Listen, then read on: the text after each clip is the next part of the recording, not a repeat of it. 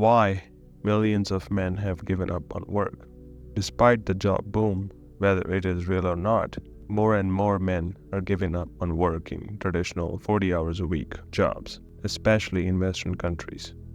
It is not just about leaving the jobs. More and more men are not looking for jobs either.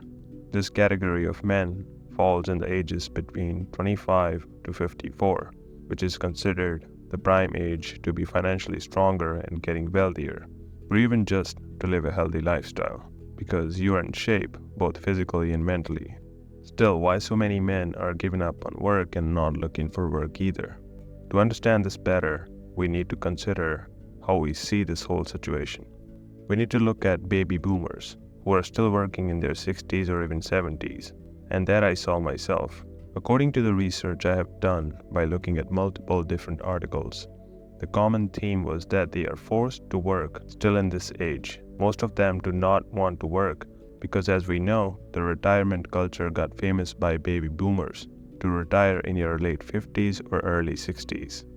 The US Government Accountability Office reports that 48% of households aged 55 or older have no retirement savings, and 44% of non-retired Canadians aged 55 to 64 have less than $5,000 in savings. This number is just mind-boggling, as we know it does not matter how fit and healthy you stay. Still, your body deteriorates both mentally and physically as you age.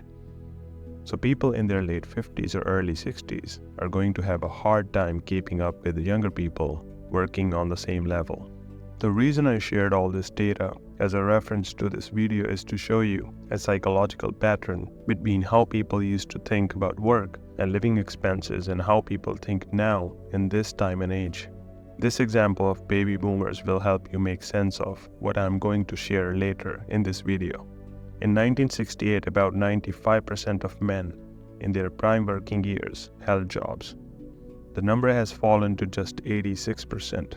The decline in male workers is concentrated almost entirely among men with some high school diplomas or less, or even some with college degrees. There was this one stage for a while when all men with different educational levels were likely to be working, where on the other hand, in today's time, a huge gap has opened up and more college graduates holding jobs.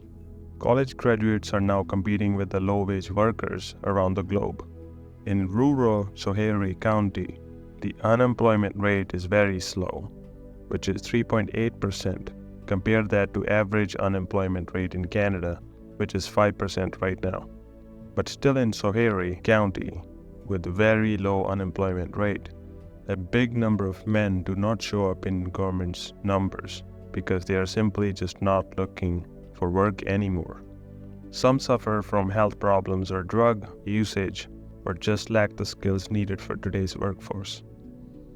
A lot of people in these categories of not wanting to work is their fear of losing disability checks and food stamps. So if someone do get a job and that job does not pay well comparing to the total amount of disability checks and food stamps, then they just rather not work.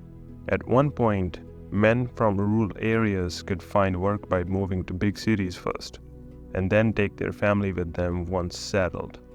But that is not the case anymore either, because even a high school graduate in a city like New York, Boston, Toronto, or Vancouver does not make more than someone in a rural area, and living costs in cities are a lot higher, in some cases almost double or triple.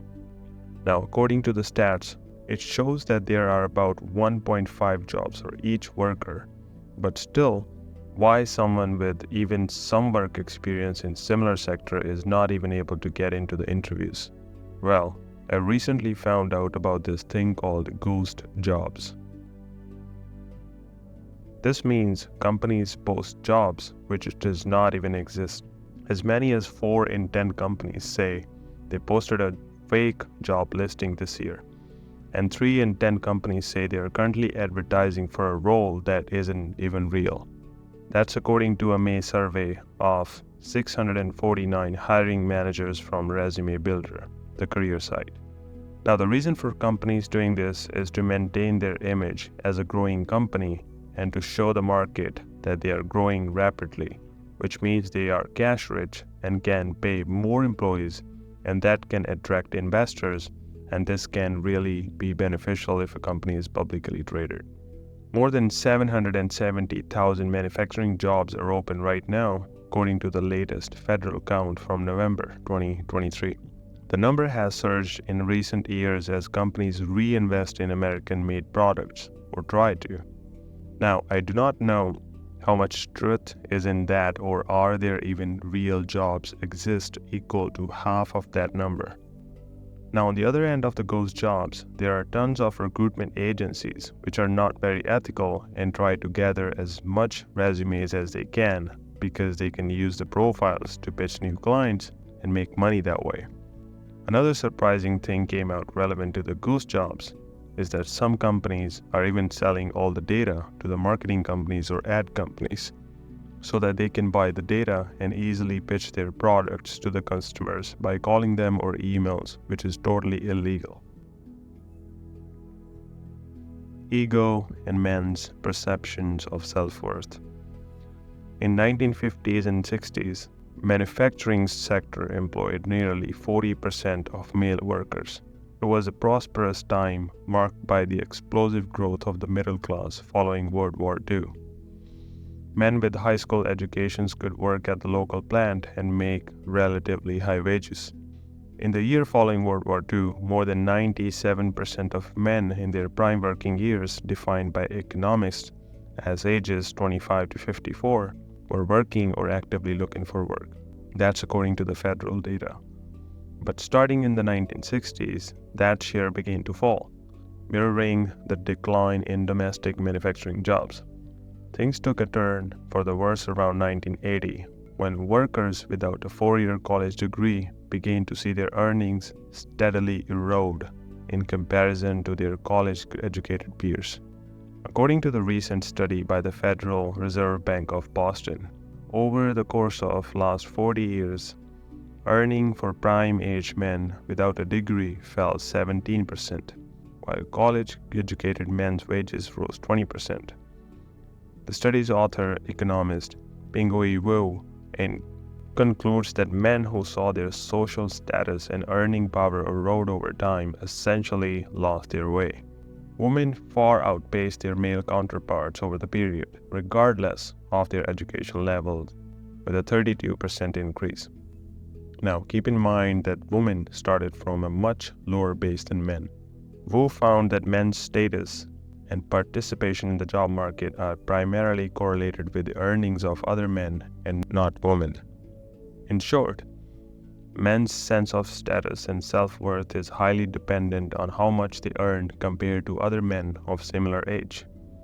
And as their wages got left behind by the earnings of their better educated peers, those men without a college degree have been more likely to drop out of the labor force.